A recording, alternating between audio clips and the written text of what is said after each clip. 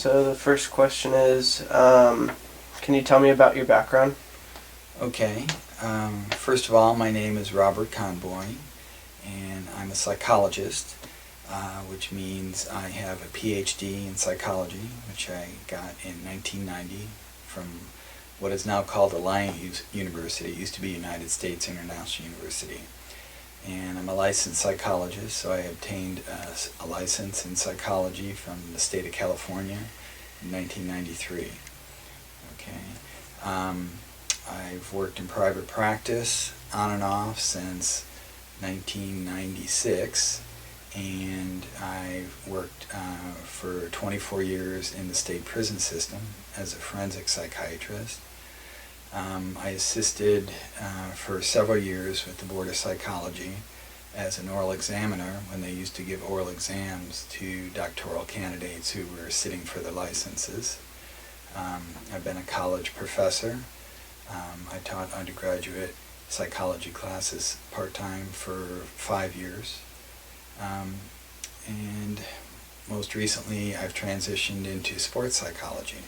So I have a specialty certificate in exercise and sports psychology, and I'm currently working doing that while I continue to work in the prison system. Where did you go to school? Okay. Well, I have a varied educational background. My undergraduate degree was actually in marketing back in 1976 at Southern Illinois University. Okay. I have a master's degree from National University in counseling psychology. I have undergraduate psychology classes at San Diego State University, and I have a PhD in psychology from USIU, United States International University. And I have my specialty certificate in sports and exercise psychology from Cal State Dominguez Hills. Did all of that help you get to where you are today? Yes. Well, in my field, your educational qualifications come first, because you can't sit for a license without a PhD in that area. So that's like your union card is your degree, and then of course your license. So you have to have the degree to get the license, and then once you have that, then you decide what areas you're going to work in. How did you get to where you are today? It was through a series of events which I actually had little control over. Okay.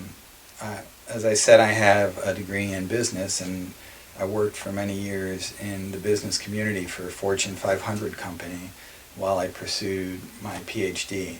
And the company I worked for had a big change and laid a bunch of people off right about the time I finished.